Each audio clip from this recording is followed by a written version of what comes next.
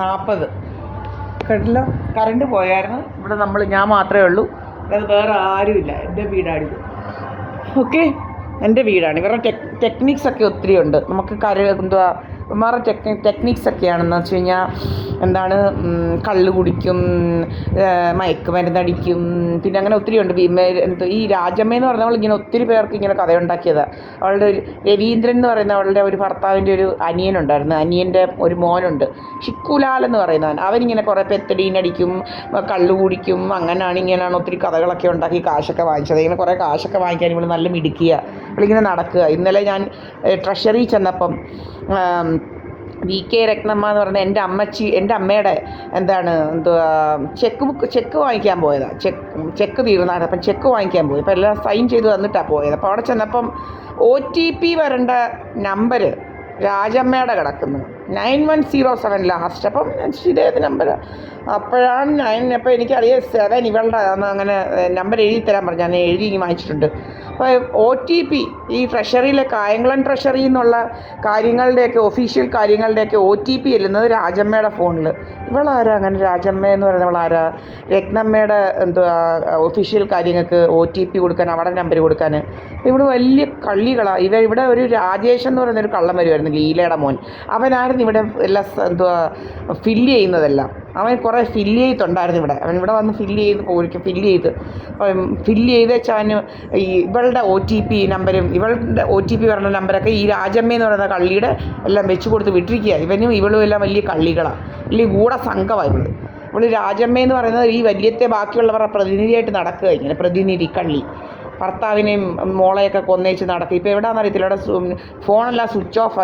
ഏത് പരലോകത്താണ് അവൾ ഇരിക്കുന്നതെന്ന് ഇപ്പോൾ അറിയത്തില്ല. അവൾ എവിടെയോ ഒക്കെ കട്ടുകയറി ഇരിപ്പുണ്ട്. ആ കള്ളി എവിടെയോ കട്ടുകയറി ഇരിപ്പുണ്ട്. അവൾ എവിടെയാണെന്ന് അറിയത്തില്ല.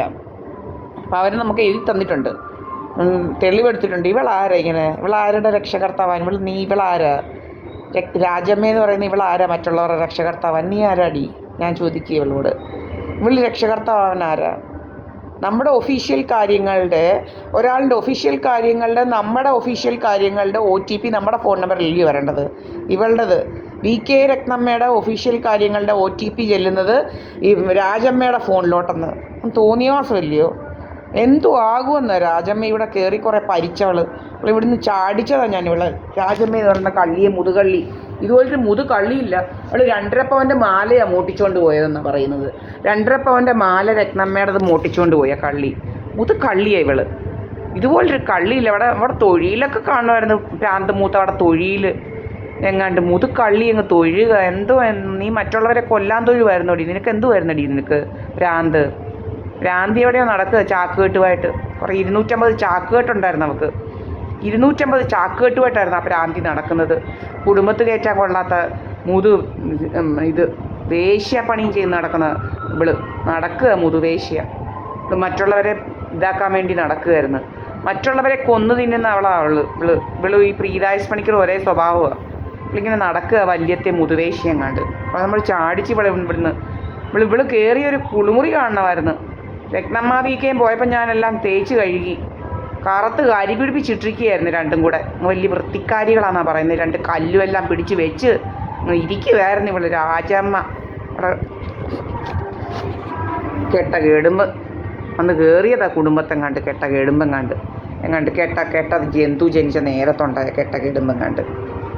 കുടുംബത്തെ കയറ്റാൻ കൊള്ളാത്ത പന്നച്ചി. സുബ്രഹ്മണ്യന് വലിയ രസം. രാജമ്മ തുമ്പങ്കാരി, രാജമ്മ പൊടിയണ്ണൻ്റെ ഭാര്യ എന്നുവെച്ചാൽ ഇവിടോട്ട് കൊണ്ടുവന്ന് പ്രതിഷ്ഠിക്കാൻ അവളെ.